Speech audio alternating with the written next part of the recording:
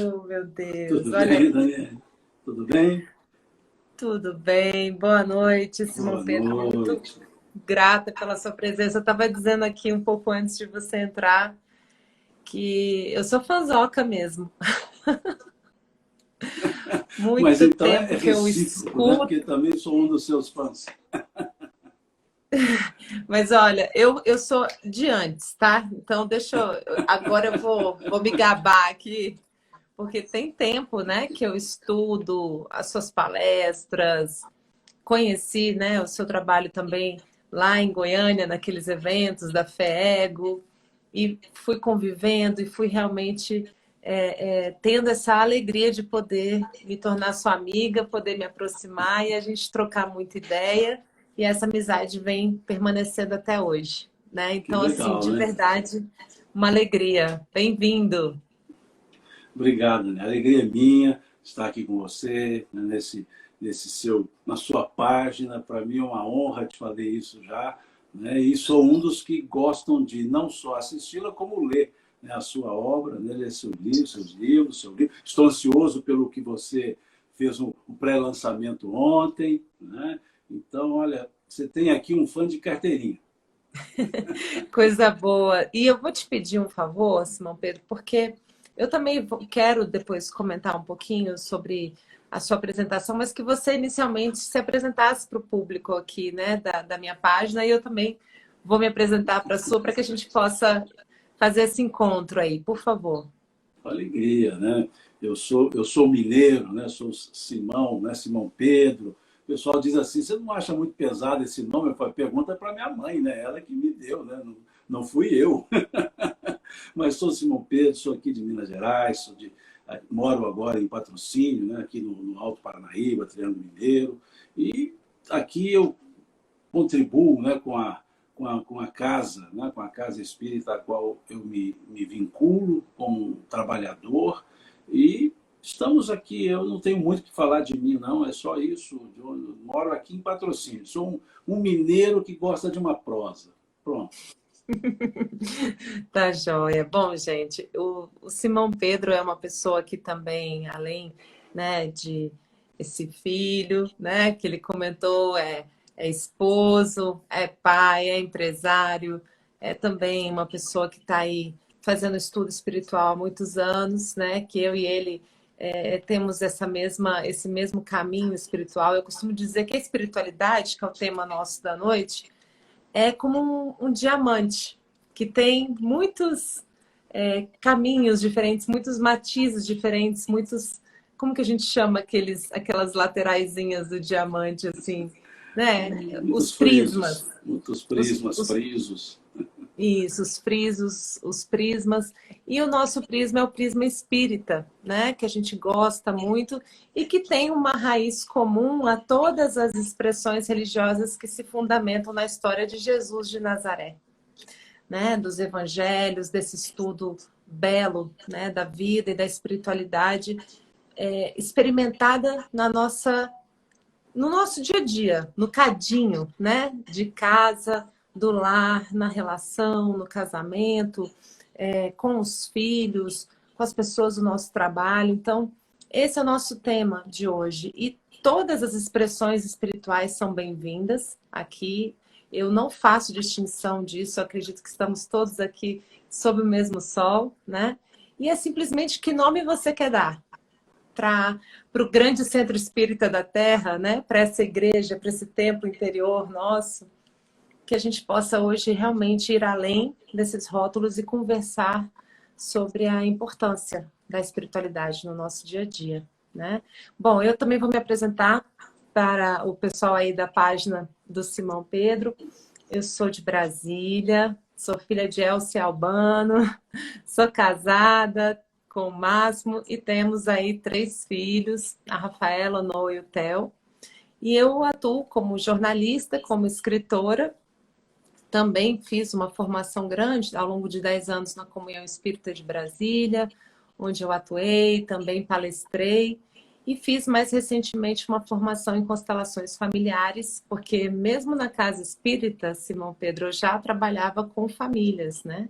Eu fui implantadora do Evangelho no Lar durante 3 anos, e sempre gostei muito de fazer o evangelho em casa. Então, é uma caminhada junto a essa expressão na família. E mais recentemente, com essa formação de consteladora familiar, eu percebi assim um caminho para colocar esse evangelho em ação com o próximo mais próximo. Porque muitas vezes a gente aprende a ser caridoso, a ser mais amoroso na rua, porque a gente está ensaiando para conseguir fazer isso com o próximo mais próximo e principalmente da gente com a gente mesmo, né? Que é o objeto aí também de boa parte do meu estudo, da minha escrita, né? Então, nesse Setembro Amarelo, eu fiz esse convite ao Simão Pedro para a gente conversar sobre esse tema, a espiritualidade a serviço da vida. E agora eu te passo a palavra, Simão, para você comentar um pouquinho sobre esse nosso bate-papo hoje. Perfeito. As divisões somos nós que fazemos, Daniela. Nós somos seres interexistenciais, né? Então, prismas religiosos nós criamos. Escolas religiosas nós construímos em termos de escolas do pensamento. Mas, no fundo, o que nós somos é essa centelha divina.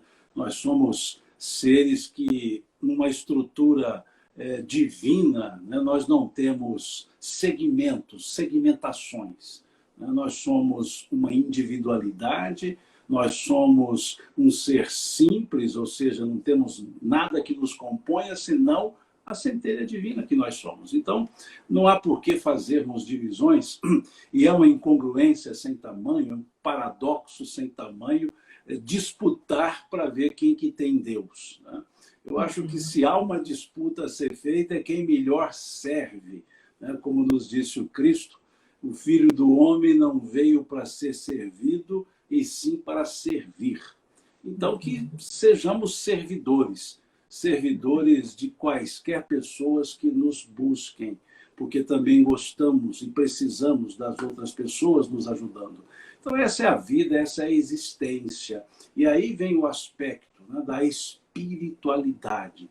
Espiritualidade é um modo de viver, é um modo de sentir. Espiritualidade não é um rótulo. Espiritualidade não é um carimbo. Né? Espiritualidade é a forma que nós enxergamos a vida quando a enxergamos além da matéria, além dos elementos materiais. Espiritualidade é quando nós entendemos que há uma força maior. Espiritualidade é quando nós nos vemos nas outras pessoas e as outras pessoas se veem em nós. Então, o conceito que nós temos de vida é a forma que nós vivemos. Se o conceito é materialista, se o conceito é que a vida começa no berço, termina no túmulo, a pessoa vai viver a vida como sendo isso. Mas se alguém enxerga mais do que isso, se alguém enxerga propósitos maiores do que uma vida rasa, vai viver em conformidade com esses propósitos. E aí a ética, ela muda. A ética existencial muda e muda muito quando nós percebemos que nós não temos fim, ou seja, que nós não acabamos, né? Que quando achamos que acabamos, estamos recomeçando, ou seja, o corpo acaba voltando à matéria, mas nós continuamos vivendo. E aí já veio o primeiro ponto para quando falamos de valorização da vida, porque a única coisa que não conseguimos é acabar com a vida. Nós podemos pensar que acabamos, mas quando acabar o que achamos que acabamos, nós acordamos e vemos que não acabou. Continuamos vivendo. Porque viver é algo infinito, imortal. Nós somos seres que precisamos conjugar o verbo viver no gerúndio, vivendo. O gerúndio é um eterno presente. Então não existe vivi, viverei, vivo, é o vivendo. Essa ideia que não há um passado, futuro e presente, há o que eu sou, no momento que eu estou. Então essa é a lógica espiritualista, né? Da Uhum. espiritualidade. Perceber esses elementos que transcendem, olhar essa matéria tão grande que é o universo e que não tem fim, e acharmos que somos finitos. Se o universo, que é 100% matéria, não tem fim, como que nós, que não somos matéria, teremos fim? É uma questão muito lógica, muito óbvia. Não precisa de religião para isso. Precisa de religiosidade, precisa de espiritualidade. Então é preciso que nós olhemos a vida com esse olhar, sob esse prisma, né? Sob essa ótica, que nós somos seres interexistenciais, temos existências diversas. E essa ideia que você fala, que mesmo antes você já trabalhava com família, agora desenvolveu a constelação, nós não somos nada sem os nossos ancestrais. A ancestralidade, ela está em nós. A ancestralidade é o que nos trouxe até aqui. E não precisamos de pensamento religioso para isso.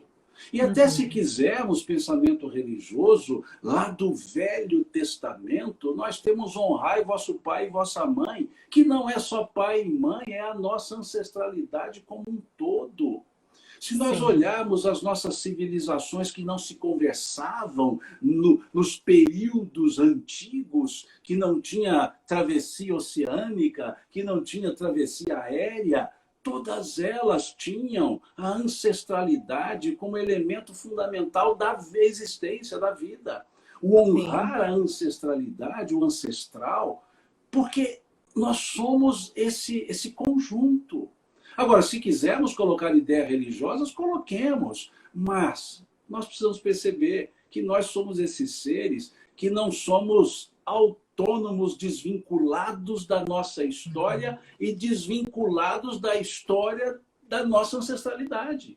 Nós não somos. Exato. Há uma linha que nos mantém conectados, não é uma linha que nos prenda, é uma linha que nos conecta. E esses seres existenciais não têm passado, presente e futuro. Só tem um ser. Então, Uhum. não vejo por que dissociar, né? O trabalho que também você faz das ideias, né, ligadas à constelação familiar e a outros que você trabalha, a interiorização, que é o que você trabalha muito bem, essa viagem interior, né, que Uhum. você desenvolve tão bem nos seus trabalhos, não há por que dissociar isso da espiritualidade, dos Exato. espíritos que todos nós somos. Né? Então é isso. Quando falamos em valorização da vida, em Setembro Amarelo, é justamente para mostrar a vida. Uhum. Não é para mostrar a tentativa de abandono, porque ninguém abandona a vida. Nós somos seres vivos. Estando nascidos ou estando mortos, nós somos vivos. É essa a tônica da existência, a tônica da vida. É engraçado isso que você está falando, porque a própria mãe natureza, quando a gente vai olhar para as leis divinas, para a expressão de Deus aqui na Terra, a gente tem que olhar para a mãe natureza. E a mãe natureza, ela é feita de quê?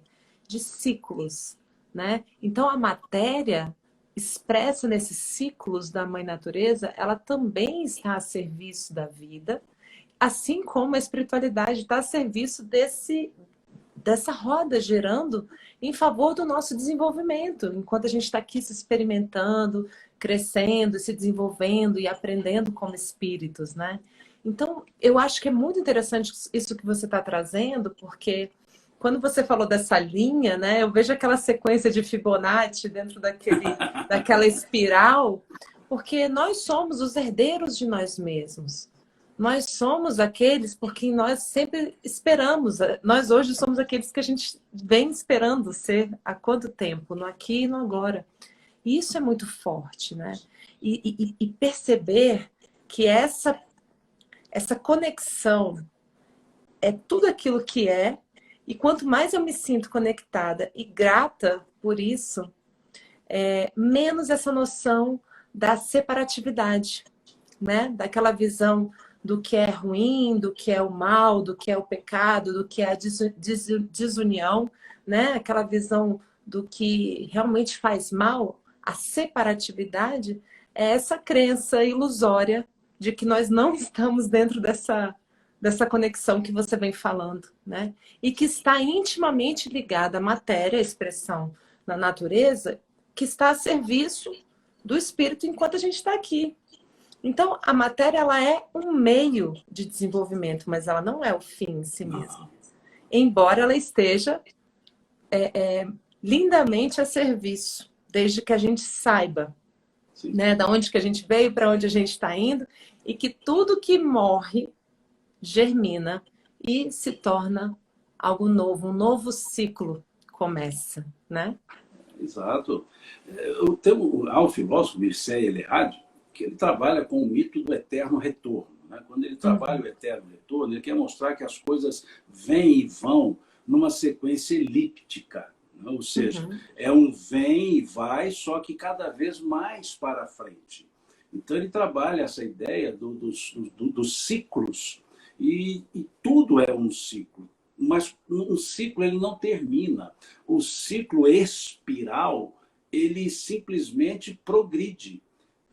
Novo ciclo não é zerar o primeiro e iniciar o segundo. É uma sequência natural. Porque se não for sequência natural, nós perdemos a nós mesmos. Se eu sou um ser que me fecho, terminei esse ciclo, agora vou começar um do zero, então eu anulei tudo que eu fiz. Não, é uma espiral. A gente não se desconecta do que foi feito, mas a gente se transforma no processo espiral. Então, quando você observa a matéria, né, na teoria de Lavoisier, por exemplo, né, na natureza nada se cria, nada se perde, tudo se transforma, dizia ele. Na natureza, não só a natureza física, a natureza divina. A natureza não só visível, a natureza que se sente. Tudo é cíclico. O estar na Terra é cíclico. Estou aqui, daqui a pouco volto para o mundo espiritual, daqui a pouco venho para cá de novo. São ciclos da mesma pessoa, da mesma vida. Eu vinha para casa agora há pouco, vinha do escritório e estava ouvindo o rádio e estava tocando a música Epitáfio, né? E aí está lá, eu devia ter amado mais. Eu fiquei pensando, a gente não devia nada, a gente deve. Ou seja, se não amou, ama. Eu comecei a repensar. Tá em tempo, né? Belíssima letra, por sinal. Mas, dentro de uma ideia evolutiva, eu digo assim, eu devia ter amado mais. Por que não ama a partir de agora, então? Eu devia ter chorado menos, então por que não começa a partir de agora? Então nós somos um ser, da filosofia, a teoria do devir, né, o devir histórico, nós não somos esses seres que estagnamos, a não ser quando queremos. Mas a ideia da estagnação nós criamos. Então eu devia ter feito. Faça. Não, por que devia? Por que não fazer? Então é esse olhar para frente. A vida é esse contínuo. Ela tem reflexos, lógico, como num carro, numa rodovia, você olha mais para o para-brisa e menos para o retrovisor. O retrovisor são momentos de observação para saber o que vem do passado, ou seja, o que vem atrás, ou o que vem de trás. Então, olhamos no retrovisor do carro e para ver o que está vindo atrás. O retrovisor da vida é quando nós fazemos algumas retrospectivas do que nós já passamos. Então, você faz isso no curso da vida. Você olha o retrovisor, mas andando para frente. Então, o retrovisor da vida são os momentos dessas introspecções, dessas viagens interiores, mas andando para frente, continuando o processo, com as suas idas e vindas, com os reveses ou não. É esse olhar contínuo. Se as coisas no retrovisor não estão boas, não quer dizer que no para-brisa elas estejam ruins também. Eu preciso redirecionar. Então, nós temos que observar que futuro ele não tem uma ligação com o passado, ele tem ligação com o presente. O passado é conhecido, porém imutável. O futuro é desconhecido, porém mutável. e eu mudo o futuro pelo meu presente. Então, se eu devia ter feito e não fiz, que eu faça. Se lá atrás estava ruim, que eu tente mudar daqui para frente. Porque a vida é para frente. Se nós somos imortais, pensemos nisso. Se não, nós somos imortais, não é se somos, nós somos Já imortais. que somos. Somos imortais. Pensemos, se somos então imortais, a parte não vivida será sempre a maior parte da minha vida. Porque eu sempre estarei mais perto do início do que do não fim. Se eu não tenho fim, sempre o que eu não vivi será a maior parte da minha vida. Então eu vou me lamentar pelas partes vividas que foram as menores e sempre serão. Porque quem não tem fim está sempre mais próximo do começo. Então, por que nós vamos dar mais atenção ao vivido, tentando trazê-lo, e não só como retrovisor, do que olhar o que falta para viver? E o que falta para viver é o infinito. Então, é isso que eu falo, Daniela, que são novas éticas. A imortalidade, ela te dá um outro senso ético. Não mais aquele senso ético de que morreu, acabou. Não. Sim. É o senso ético do contínuo. É isso. Por que Deus cria a vida para que ela se acabe? Não coaduna com a ideia da eternidade. A eternidade não tem começo, não tem fim. A imortalidade tem começo e não tem fim. Por isso a imortalidade deriva da eternidade. Ou seja, nós derivamos de Deus. Ele é eterno, nós imortais. É muito lógico, não tem por que ficar discutindo materialidade. Enquanto estamos nela, ajustamos-nos a ela. Mas não somos. Né? Nós somos seres espirituais em experiências materiais. É um pouco diferente do conceito. Exato. E assim, dentro desse recorte que a gente escolheu dar hoje, né, quando nós nos reunimos para conversar sobre isso, o Setembro Amarelo, num movimento de valorização da vida, e você já trouxe esse elemento da vida como um contínuo, né, como algo que está a caminho e a serviço de uma evolução de cada um de nós e desse todo que também está caminhando, né? Na vida prática, assim, Simão Pedro, no dia a dia, né? Como que uma pessoa, independente da fé que ela é esposa, né? Como que ela pode se valer, né? Dessa espiritualidade, dessa conexão, dessa visão mais ampla. A gente pode chamar a espiritualidade também por essa visão um pouquinho mais ampla mesmo, para que a gente não fique se apegando ao que a gente chama de insucesso, né? Porque eu acho que vem muito de uma humildade de olhar para a sua experiência como um aprendizado, né? Como algo que às vezes a gente viveu, que foi difícil, que não foi fácil, né? Mas assim, algumas vezes a gente fica caído pelo caminho, a gente fica desanimado, né? Eu sempre falo nas minhas lives a respeito de Setembro Amarelo, a gente saber pedir apoio, saber pedir auxílio, né? E como que eu posso me utilizar do auxílio da espiritualidade numa fase em que eu estou, né, fraca, triste, caída pelo caminho? Qual que é a sua visão nesse sentido? Aí vem o retrovisor, Daniela. Quantas vezes eu já caí e me levantei? O retrovisor, ou seja, o olhar o passado é para isso. O pessoal diz aqui na minha interioridade de Minas Gerais, nesse interiorzão de Minas, que a gente só anda para trás para pegar impulso. Então, o aspecto é justamente esse.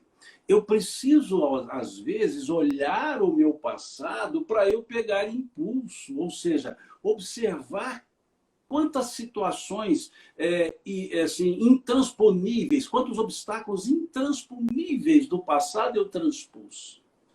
Quantos nunca mais já desapareceram? Então é preciso a gente fazer alguns exercícios assim. O outro aspecto, existe um ramo filosófico, né, que nós chamamos de estoicismo, né, lá o pensamento de Epíteto. A lógica dele é que há coisas que nós podemos mudar. Então mudemos-las no momento adequado. Há coisas que nós não podemos mudar até chegar o momento adequado. Então, até chegar o momento adequado, nada há para se fazer, senão aguardar o momento adequado. Ou seja, qual é o momento adequado? Quando eu me sinto um pouco melhor para discernir as coisas. E ele tem uma frase, Epíteto, a frase dele é muito interessante, ele diz assim: eu sei que eu vou morrer um dia, mas como hoje eu estou vendo que não é o dia, eu vou comer porque eu estou com fome. Veja a frase de Epíteto, né? de Epíteto. Como é que ele quer dizer? Olha, há problemas enormes na vida, mas como eu não consigo resolvê-los, eu vou fazer outra coisa. Então, é essa lógica. Veja que não está buscando religião, não está buscando nenhum. Simplesmente estamos buscando uma forma de enxergar o mundo e os acontecimentos sem pechas, sem escolas. Então, é esse o aspecto. Um outro ponto. Uma coisa só, antes de você avançar, dessa frase dele que me chama a atenção é o estado de presença também, né, Simão Pedro? Isso Muito faz forte. muita diferença, né? Muito forte. Eu me reconhecer como eu. Porque aí esse estado de presença, Daniela, é o que vai ao segundo ponto que eu quero colocar. Nós não temos como viver as vidas alheias. Eu não posso olhar para você e falar, nossa, eu vou dar um jeito de viver como a Daniela vive. Não tem como, porque eu e você somos dois seres distintos. A minha vida, só eu posso vivê-la. A sua, só você. Então, ela foi feita sob medida.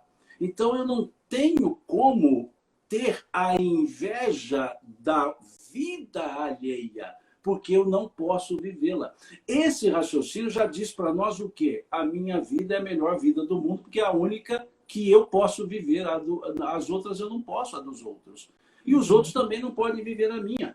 Então, se ela está com dificuldades, eu preciso apenas trabalhar as dificuldades. Não há um problema sem causa. Sempre tem uma causa. Eu posso até não descobri-la ainda, mas tudo que tem causa tem solução.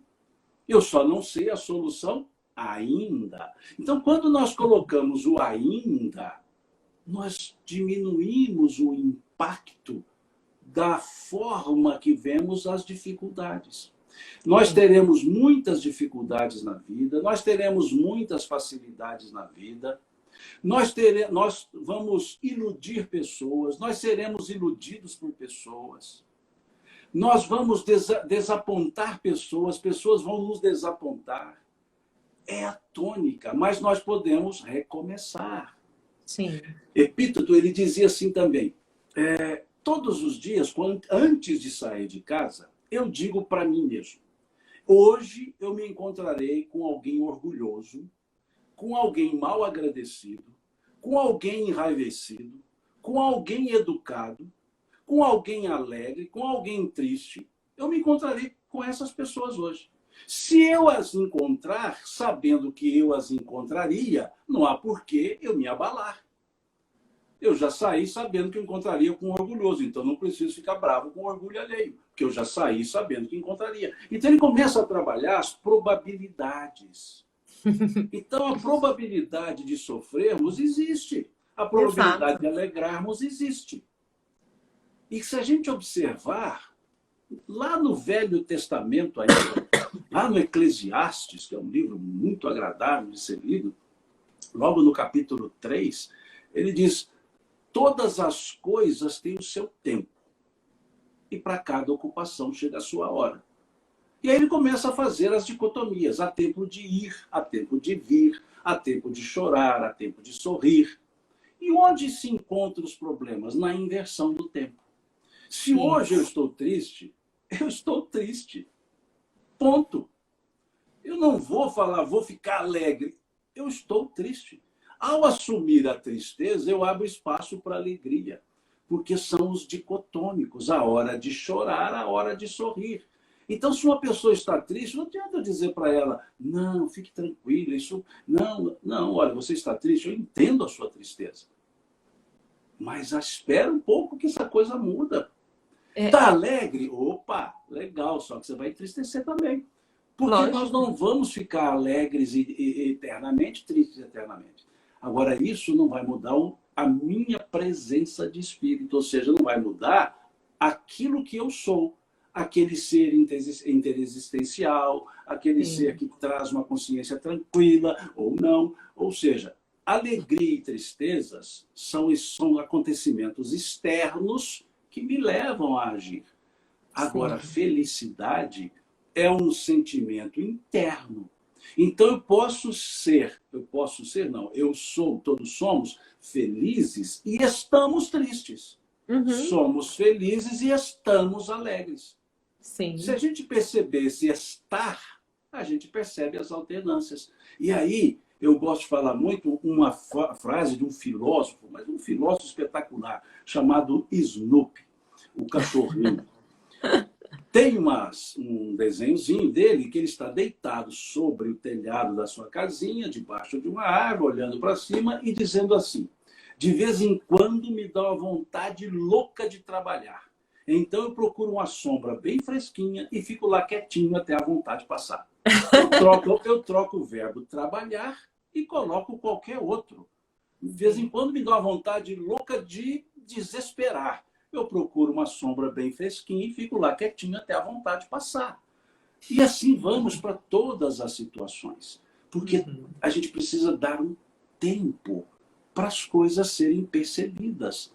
Para Sim. eu ampliar o ângulo de visão que você está falando. Uhum. Como que eu amplio o ângulo de visão? Quanto mais distante eu estou do objeto, Uhum. mais angulada é a minha visão. Sim. Então, se eu quero diminuir na câmera, eu não faço o zoom, eu não pego a Ah, angular e dou o sim. zoom. Se eu quero distanciar, eu pego a angular, porque é angular. Quanto mais distante, mais eu vejo. Então, vejam, quanto mais eu foco no problema, menos eu enxergo a solução. Porque eu Exato. estou indo para ele. Então, eu preciso me afastar um pouco. É o ainda não é a hora, afastar um pouco. Eu, Então, eu, e deixar isso, porque senão a gente se apega, Daniel. E se apega sim, a ficar triste. sim. Uma coisa que me chama muita atenção na sua fala me traz assim a reconexão com a natureza. Eu acho que muitas vezes a gente se dissocia que nós somos seres naturais, né? Que a gente está aqui também expostos aos ciclos da natureza, que tem as estações do ano. Nós mulheres temos também essa conexão com as estações lunares. A lua vai se modificando e a gente vai se movimentando em ciclos menores. E quando eu perco essa conexão com essa naturalidade, porque no livro dos Espíritos a gente estuda as leis naturais, as leis da natureza de Deus, que também são leis que eu estou exposta. Ou seja, tem o tempo que você comentou da tristeza. Vamos fazer uma correlação, por exemplo, com o inverno. Não que seja necessariamente. Inverno pode ser um tempo muito feliz, mas tem o tempo do inverno, tem o tempo do outono, e tem o tempo da primavera, e tem o tempo do verão. Então, se a gente sabe que viver, morrer faz parte da vida, se a gente sabe que faz parte da vida a gente amadurecer, a gente se casar, a gente ter os filhos, para alguns, nem todo mundo, né, segue esse caminho, mas eu estou falando dentro dessa naturalidade da reprodução humana, depois de um tempo esses filhos crescem e vão embora, até que chega um momento que vão chegando os cabelinhos brancos, né, Simão Pedro? E a Os coisa vai meus já estão caminhando. saindo de tão branco. A coisa vai caminhando até que chega um momento em que a gente vai se preparando para a naturalidade da transição, né, da morte. Então, o que eu percebo é que quando você fala do apego, eu vejo que também há uma desconexão desses ciclos, dessa naturalidade. Então, é como se a gente ficasse assim, não, eu não estou exposta a sofrimento, eu não estou exposta a inverno, eu não estou exposta a outono, ao filho crescer e ir embora, né? Ao pai e à mãe chegar o momento deles seguirem adiante. Então, assim, existe também uma resistência, né, a, a entender essa ciclicidade da vida, que vai ter esse momento. Então, o que acontece muitas vezes? Quando vem uma situação, a gente entra numa negação. E é uma negação que nos apega, que nos vincula àquele sofrimento. Não, isso não está acontecendo, eu não estou vendo, isso, eu não quero olhar para isso, eu não quero lidar com isso. Ao invés de fazer o que você falou que o Snoop faz. Eu estou ali, né? Se eu estou triste, eu não vou ficar sofrendo, tentando desficar triste. Deixa essa tristeza escorrer e passar por você. Aqui em Brasília, viu, Simão Pedro, a gente tem uns elementos vazados na arquitetura que a gente chama de cobogó. Aí tem cobogó também? Tem, né? Porque às vezes a gente fala de cobogó, não é todo mundo que conhece. Então a gente deixar isso atravessar a gente, sabe? E passar. Se você está cansado, descansa. E às vezes a gente fica resistindo a entrar nesses estados e o que acontece? Eles aumentam. Ele vai virando, né? Dentro, aí muito no estudo do inconsciente que eu faço, é tudo aquilo que eu nego, tudo aquilo que eu excluo tende a se avolumar. E quando eu vejo, me pega de jeito, né? E, e muitas vezes basta a gente deixar passar. Sabe quando você está na praia, Simão, que vem uma onda e você perde o pezinho, assim, você dá aquela boiada, né? Então dá uma sensação de desespero. Digamos que vem uma emoção difícil. Se você se entrega e deixa a onda passar, daqui a pouquinho você pega o pé no chão de novo, né? E quantas coisas complexas a gente faz quando a gente entra em desespero, né? Porque não soube entender que vai ter um momento que essa onda vai baixar também. Então, eu acho que ter essa noção mais ampla, essa visão mais ampla, traz uma temperança, traz uma confiança de quem olhou para o retrovisor e falou, poxa, eu já dei conta de tanta coisa, olha quantas... Aquela porta quando se fecha, quantas outras se abriram, né? Quantas possibilidades a vida me trouxe. Então, realmente, eu sinto assim que a espiritualidade vivida no dia a dia traz essa confiança para a gente encarar a vida de frente, né? Sim. Seguir. Daniela, eu treinei judô por mais de 20 anos. E eu me apaixonei pelo judô pela filosofia que vem nele. Uhum. A palavra significa suave caminho. Judô quer dizer suave caminho. E qual é o suave caminho do judô? Você não aprende no judô a derrubar as pessoas. Você aprende a cair. O suave caminho é a queda. E qual é a técnica da queda? Não resistir a ela quando o golpe foi bem aplicado. Se você recebeu o golpe bem aplicado, deixe-se cair, porque você não vai se machucar. Mas se você tentar segurar e vai cair de todo jeito, porque o golpe foi perfeito, você vai cair se machucando. Então você vê os atletas, eles caem, levam aquele tombo e levantam tranquilo, porque aprendem a cair. Por que Jigoro Kano trabalhou com essa ideia? Que é o criador da filosofia do judô. Ele observava a neve, que ficava acumulando-se nos galhos a tal ponto que os galhos quebravam. E caía a neve, quebrava e caía o galho. Mas ele percebia que aquelas folhas verdes dos pinheiros nunca tinha neve. Ele observava. E ele observava que quando caía o floco de neve, a folha descia junto, o floco caía, a folha levantava. Ela não resistia ao peso da neve. E o galho resistia ao peso da neve até um certo momento. Depois ele não tinha mais forças. E a neve continuaria a cair sobre ele. Então, daí ele criou a ideia do suave caminho, que é aprender a cair. Então, quando a gente observa o atleta, quem é do ramo, e vê aquele pom muito bem encaixado, você fala, como essa pessoa caiu bem. Você não olha só como o golpe foi dado. A pessoa deixou-se levar. Por quê? Porque era irresistível aquela situação. Então, nós precisamos perceber que há situações, há momentos, que nós não conseguimos. E aí não adianta querer resistir, porque a gente quebra. Então é preciso, naquele momento, deixar cair, para se levantar. É esse o aspecto. Então, quando nós, como você disse, estou cansado e não me descanso, eu sou aquele galho de carvalho que está recebendo a neve e vai quebrar. Então, é preciso que nós entendamos que essa queda não é fragilidade. Isso. Essa queda é a aceitação natural, que nós podemos substituir pela palavra resignação. É o aguardar. E você também usou um outro ponto aí, que é o apego. O apego, ele nos deixa paralisados, mesmo que estejamos em movimento. Tem uma parábola que diz que um sábio, um monge, sempre orientou os seus discípulos, dizendo, olha, nunca encoste em uma mulher. Nunca encoste em uma mulher. E os discípulos aprenderam isso.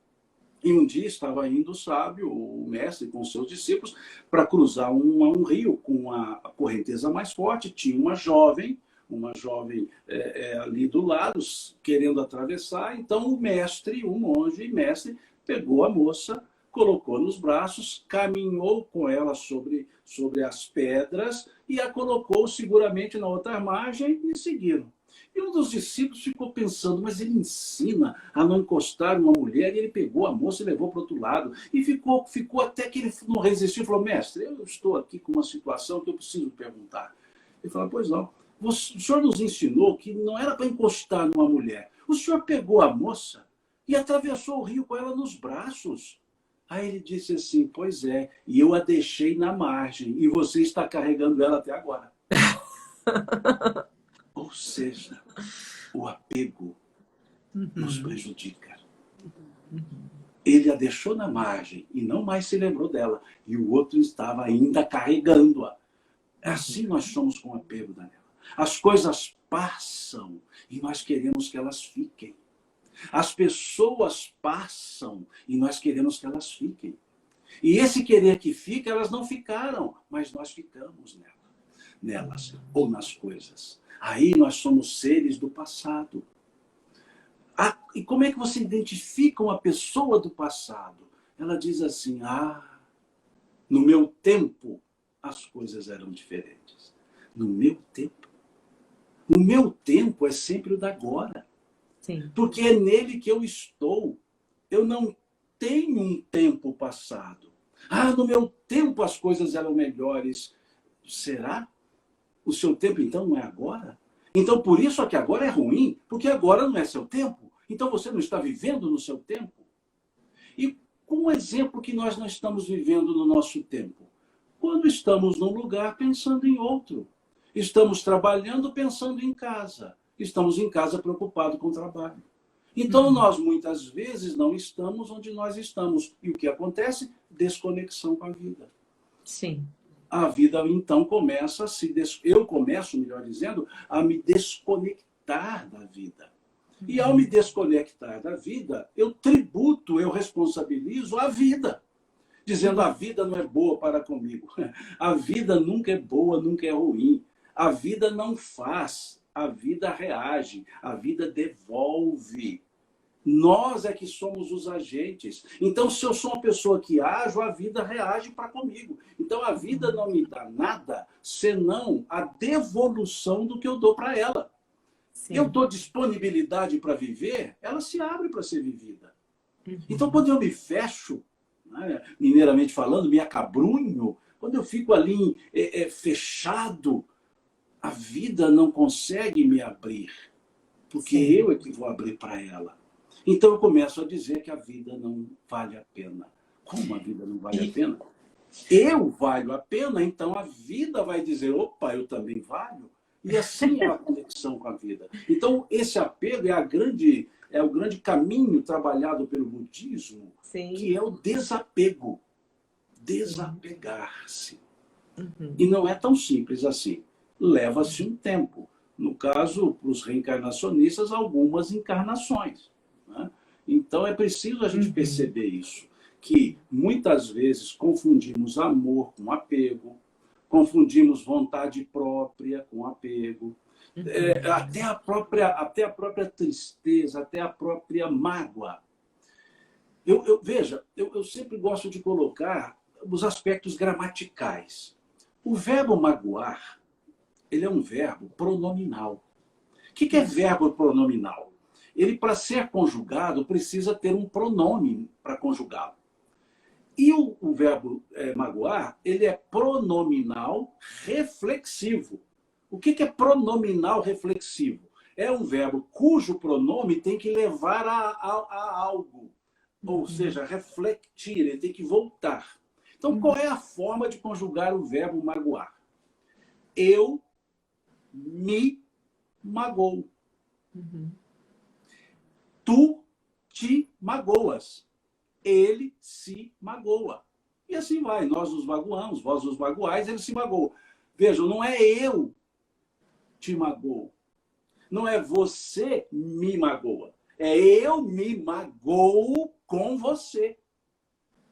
Veja, então, quando observamos isso, nós começamos a perceber que nós estamos trazendo para nós mesmos e estamos culpando a outra pessoa, que nós chamamos de transferência, externalidade. Eu estou externalizando, estou passando para você algo que sou eu que estou sentindo.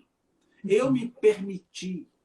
E assim, são vários os outros verbos. Sim. Que é preciso perceber a pronominalidade desses verbos. E quando nós olhamos isso, o que vai acontecer? Eu vou dizer, Daniela, eu me magoei com você. Você vai falar, mas por que, Simão? Não, porque você fez assim e eu não me senti bem. Veja, eu não me senti bem. Não é assim, você me fez mal. Aí a gente começa a trabalhar com a internalidade. Sim. E a internalidade gera responsabilidade. Suponhamos, se eu dissesse aqui... E não gera acusação. Não gera culpa e nem acusação. Então, veja, se eu dissesse assim, olha, Daniela, eu entrei atrasado aqui na live porque eu cheguei em cima da hora por causa do trânsito. Não é o caso em Patrocínio, porque aqui o trânsito, quando está muito congestionado, você leva 4 minutos para chegar em qualquer lugar. Mas tudo bem. É uma cidade boa, né, pequena. Mas veja, suponhamos que fosse assim. E aí você vai dizer, então a culpa, eu vou dizer, a culpa foi do trânsito. Bom, como do trânsito? Será que se eu saísse mais cedo, apesar do trânsito congestionado, eu não chegaria a tempo? Eu demorei a chegar porque choveu e eu tive que dirigir devagar. Mas se eu sei que estava com clima de chuva, por que eu não saio mais cedo? Eu sei que é atrasado porque furou o pneu do carro. Mas todo carro está sujeito a furar o pneu, então saímos sempre um pouco mais cedo. Mas nós transferimos a responsabilidade. Exato. Ou seja, a vida fez isso comigo. Não, a vida não faz. Não, a vida não... Eu não tenho sorte, fortuna na vida. Não é bem assim. Eu preciso avaliar o que eu ando fazendo. Então, não posso dizer, você me magoou. Eu vou dizer, eu me magoei. Aí, quem tem que trabalhar com isso? Eu. Exato. Ponto. Agora, não, mas você nunca se magoa? Lógico que eu me magoo. Eu me magoo. Né? Antigamente eu até dizia, você me magoou. Agora eu percebi, não, fui eu que me magoei. Porque outra pessoa com a mesma fala daquela não se magoou. Então, não pode ter sido de lá, a fonte foi a mesma, então fui eu. Mas por quê? Porque eu queria que aquela pessoa fizesse do meu jeito. Eu queria que ela fizesse de um jeito que eu gostaria que fosse. Eu queria que me dissesse. E a gente diz assim, eu não esperava isso de você. Quando eu digo isso, é uma demonstração de egoísmo absurdo. Eu não esperava isso de você. Quer dizer, você só vai fazer o que eu espero? Você não pode ser você? Então, quando a gente começa a fazer isso, o que a gente está criando? Apego a pessoas, apego a circunstâncias e criando isso como se fosse a vida. Se isso desaparece, é como se a vida desaparecesse. Por isso eu volto a dizer, o conceito que eu tenho sobre vida determina a maneira de vivê-lo. Sim. E é um conceito muito assim, simples de você virar essa chave, né? Porque quando você fica na mágoa, que até tem uma amiga minha, Renata Pinotti, que chama de má água. É como se eu deixasse uma água parada. Ela fica ali e ela vai, né, apodrecendo. E quando eu deixo aquilo escorrer e realmente me aproprio daquele aprendizado, olha, foi assim, aconteceu assim, numa próxima vez vou sair mais cedo, vou lidar com os efeitos do aprendizado que aquela experiência me trouxe. Isso exige o quê? Pé no chão. Humildade. Sim. Eu tô aqui, eu assumo o que eu fiz eu aceito e eu caminho sobre isso. Eu aprendo agora com essa experiência, né? Então, eu acho que tem esse caminho da responsabilidade, mas existe um movimento também muito simples e muito profundamente espiritual para lidar com a vida dentro desse contínuo, que é esse presente. Como é que eu abro esse presente? Quando eu agradeço. Quando eu agradeço, sabe? Eu agradeço pelo aprendizado, agradeço até pelo constrangimento, porque eu posso aprender com aquilo, fazer algo de bom com isso. Entende? Olhar e trazer o aprendizado. Isso exige uma postura de quê? Abertura, de soltar, né? E inclusive a palavra agradecer é você se abre para a graça descer sobre você. E você se perceber, aqui eu aprendi algo e eu sigo adiante um pouco mais enriquecido, né? Então, um dos movimentos profundamente espirituais, se você não está no melhor momento da sua vida, você vai ter sempre, ainda assim, grandes coisas a agradecer, né? Uma cama quentinha, um dia que você teve o que comer, uma pessoa que teve a paciência de fazer a live contigo. Tem sempre situações maravilhosas e na essência, nas coisas simples da vida, né? E é interessante que, e não é mágica, não é um pensamento mágico isso não, né?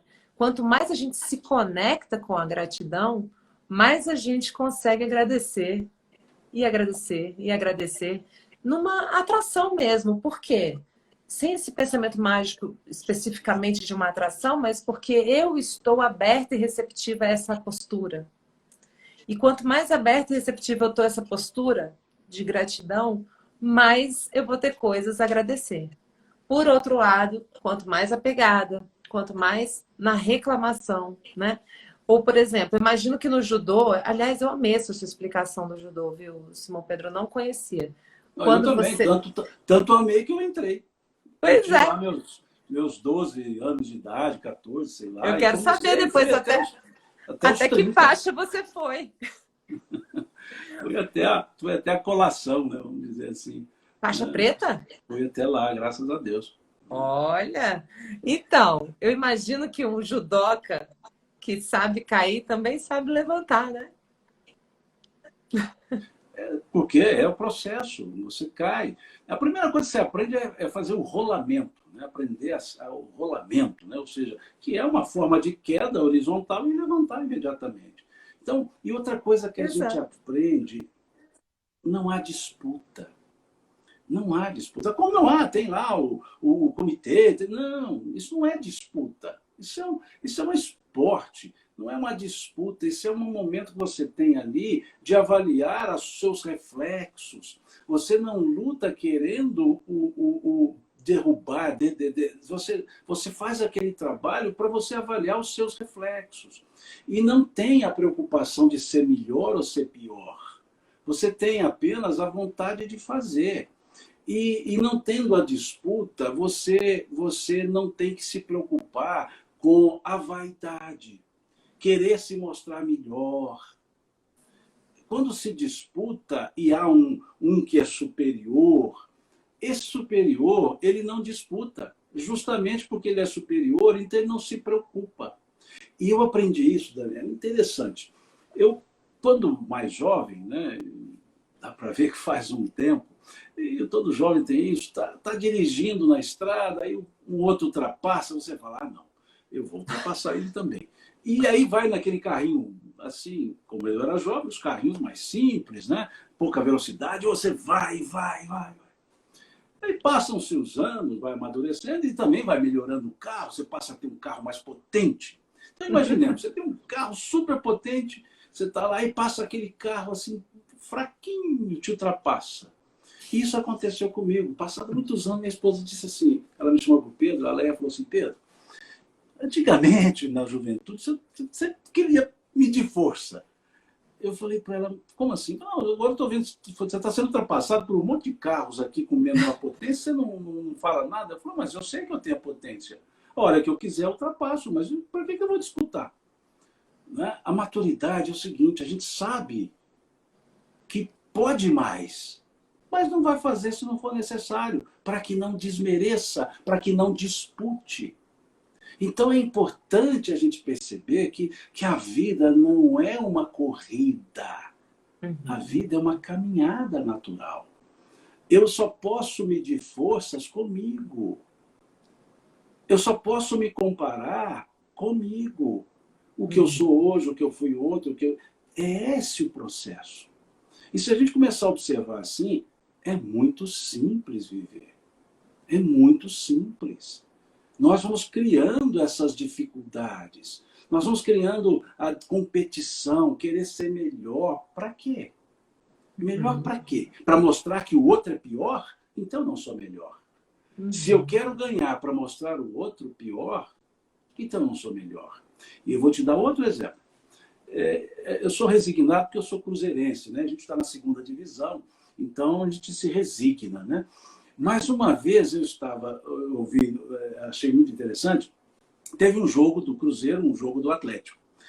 Cada um jogou com times diferentes, não lembro os adversários. Eu sei que o Cruzeiro perdeu para o adversário e o Atlético perdeu para o adversário.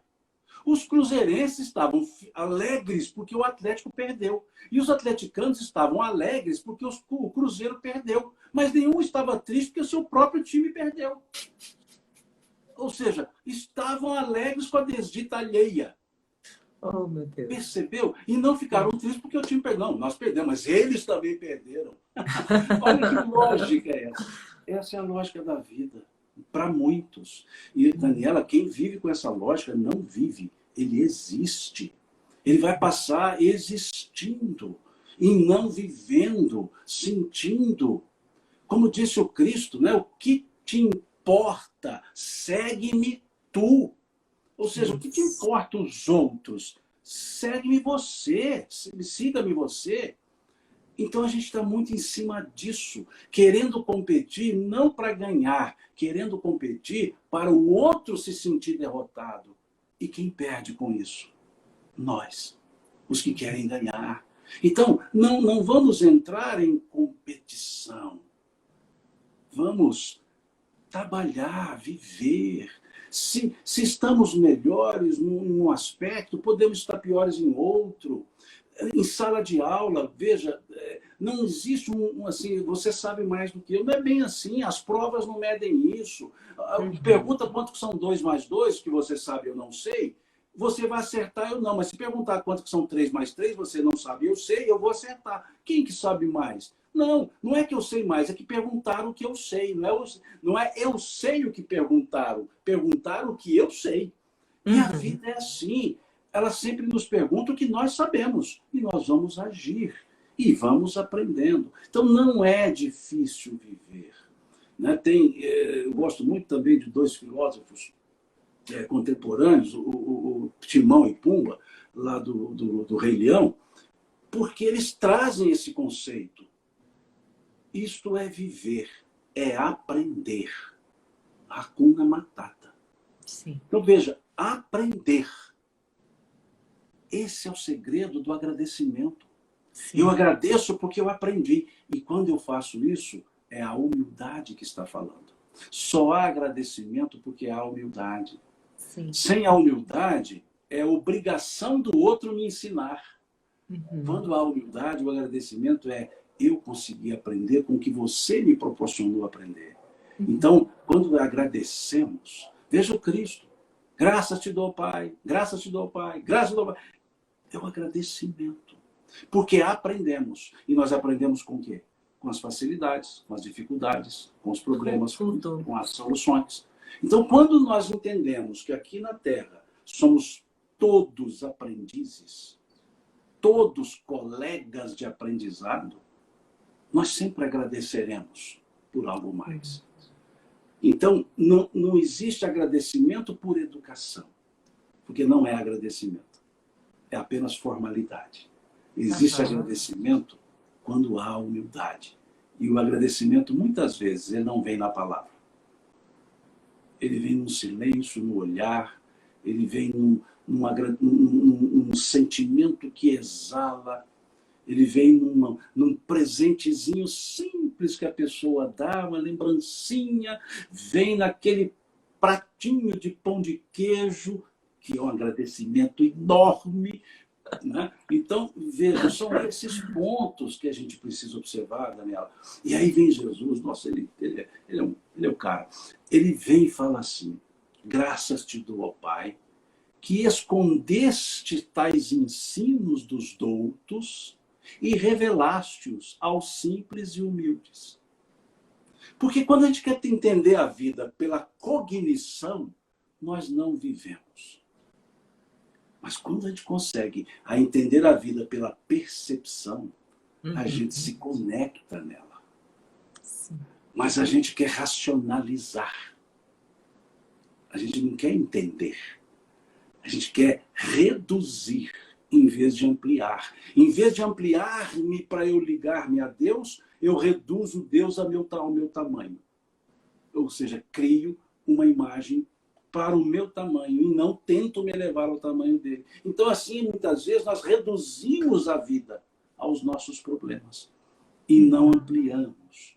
E essa ideia do não resistir, né, o apóstolo Paulo falava isso. Né? Então, eu vou sair lá do Jigoro Kano e vamos lá para o apóstolo Paulo, quando ele dizia aos romanos, né, lá, dizia: não resistais ao mal.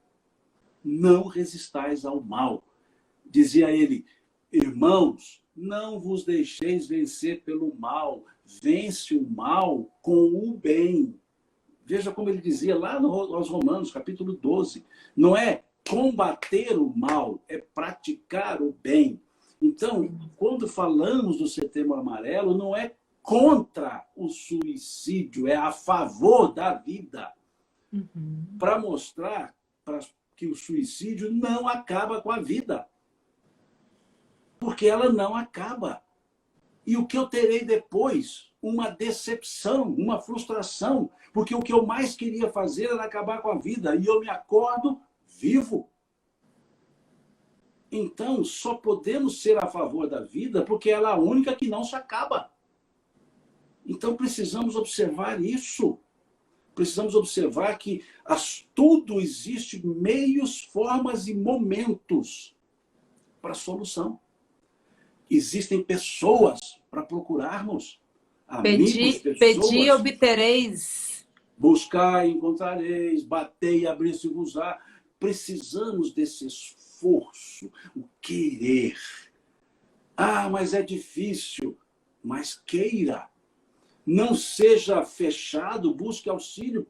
Quantas pessoas da área da saúde emocional podem nos ajudar? Não é vergonha buscar um apoio profissional. E aqui eu abro um parêntese, me perdoe, Daniela, para os espíritas que somos. Muitos acham que procurar ajuda profissional, psicólogo, terapeuta da área emocional é desnecessário, porque afinal de contas eu sou espírita. Afinal de contas eu sou sim espírita, espírito encarnado e tenho as mesmas angústias. E preciso aprender a verbalizar. Muitas vezes não verbalizo, mas eu preciso mostrar que seja em linguagem não verbal. Mas eu preciso entender que viver em sociedade é natural, é uma lei natural, é uma das leis morais. Como dizia Aristóteles, o homem é um ser social. E viver em sociedade é viver em comunhão, em ajudas recíprocas, em pedidos recíprocos. Nós não somos autossuficientes, nós não nos bastamos a nós mesmos. Se nós nascêssemos e os pais não cuidassem de nós, nós morreríamos, no sentido físico, em dias. Sim. O que os animais têm em vigor físico, nós temos em emoção e inteligência. Nos falta o vigor físico, nascemos e não andamos. O animal nasce e 2 minutinhos já está andando, mas ele não tem a emoção, o sentimento contínuo da amorosidade. Ele vive pelos instintos da perpetuação, pelos instintos da conservação. O amor que eles devotam é pelo instinto natural de viver. E nós já passamos o instinto natural de viver e temos a emoção de viver e a inteligência de viver. Então, a fragilidade corporal que temos, ela é suprida pela grandiosidade emocional que nós trazemos, pela inteligência que temos e por essa ciência que somos seres divinos ligados ao Criador 24 horas por dia. Se assim entendermos, a vida é só vivê-la, mais nada. Qual o conselho que você dá para a vida? Vivê-la. Ponto. Vivê-la. Viver a vida. Só isso. Ah, mas se eu me desanimar, desanime vivendo a vida.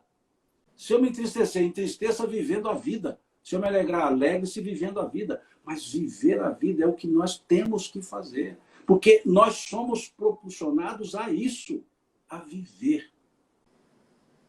E por que tentar algo que é impossível? Acabar com a vida. Ela não vai acabar. Então é melhor vivê-la e no tempo certo voltar, porque não teremos a decepção, não teremos a frustração de perceber que o ato impensado não surtiu efeito e não surtirá. Então olhemos a vida. E disseram dois filósofos agora efetivos, Almir Sater e Renato Teixeira, penso que viver a vida seja simplesmente compreender a marcha e ir tocando em frente. Compreender a marcha é a dinâmica da vida. Como a vida funciona. Entendeu isso? Beleza. E como ela funciona? Com impermanências. Ora vou, ora vem. Como eles disseram na letra. Verão, todo dia a gente ama, todo dia a gente chora, um dia a gente chega, o outro vai embora. Essa é a dinâmica da vida. Entendeu isso? É correr para o abraço.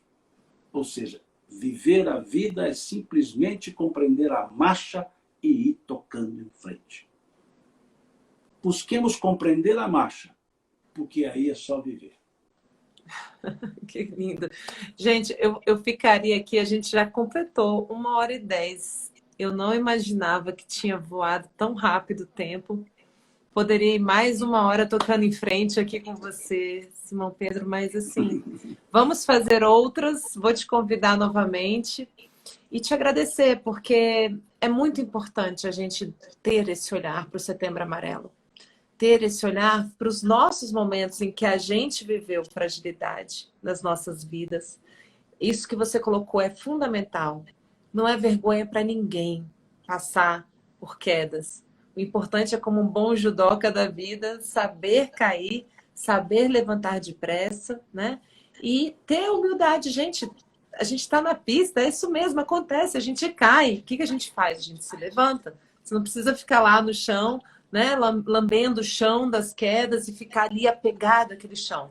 Usa ele como um apoio para se levantar, para poder ir novamente para o próximo momento. Então, assim, muita humildade, muita gratidão, né? Muita amplitude de visão, naturalidade de um aprendiz, como diz a Cora Coralina, né? Feliz é aquele que transfere o que sabe, aprende o que ensina, que a gente possa, dentro do nosso cadinho, da nossa vida, a gente vai estar sempre aprendendo e ensinando algo com quem quer que seja que a gente esteja presente, né? Então, que maravilha poder fechar essas reflexões do Setembro Amarelo ao seu lado, viu, Simão? Grata de coração, seguimos nessa amizade bonita e, enfim, só mesmo agradecer muito pelo seu tempo. Eu estou muito feliz de ter tido esse momento aqui com você. Agradecer a todos que estiveram presentes conosco até agora. Muita gente perguntando se a live vai ficar gravada. Vai ficar gravada, eu vou deixar aqui no meu canal. E até uma próxima, tá? Por favor. Até uma próxima. A alegria foi minha, você sabe disso. Para mim é uma alegria mesmo conversar com você. Você muito nos ensina. E você tem uma disposição em reconectar-se constantemente, que isso nos agrada, nos alegra. Né? Então, para mim foi uma honra estar aqui com você. Quando você me convidou, eu soltei foguetes aqui em termos internos, né, de alegria. Assisto às suas lives. Então, Daniela, muito obrigado mesmo. Um abraço aí para sua família, né, para o maridão, para os filhos. Um abraço para todos vocês. Um dia a gente se encontra pessoalmente, quando for possível, tá? E olha, esse seu visual novo aí tá perfeito, tá? Com os reflexos de Deus, né? O pessoal brincou, foi Perfeito. pós-pandemia. Exato, pessoal, onde você fez esses reflexos? Deus, né? Reflexos Então, de Deus. perfeitos. Olha, muito bom, Deixa, desculpa, mas muito bom. Obrigado, viu? eu que agradeço também. Eu quero registrar a presença de uma pessoa que eu não sei se está aqui ainda, a Maria Inês, minha sogra, mãe do Máximo, que ela é muito, muito sua fã. Eu falei para ela, Maria Inês, hoje eu vou ter uma live com o Simão Pedro, apareça. Não sei se ela ainda está aqui, mas ela estava o Olha, tempo inteiro comentando, viu? que bom. Olha, você falou agora do Máximo, me lembrei, eu ia fazer uma brincadeira, você falou primeiramente o nome dele. Você é sempre, você tem uma autoestima enorme. Até para se casar, você casou-se com o Máximo. Meu Né? marido é o Máximo. Percebeu? Então, dê um abraço do Máximo para mim. Faz tempo que eu não o vejo. Muito obrigado mesmo, viu? Um abraço a todos aí também. Boa noite, pessoal. Fiquem com Deus. Até já. Tchau, tchau.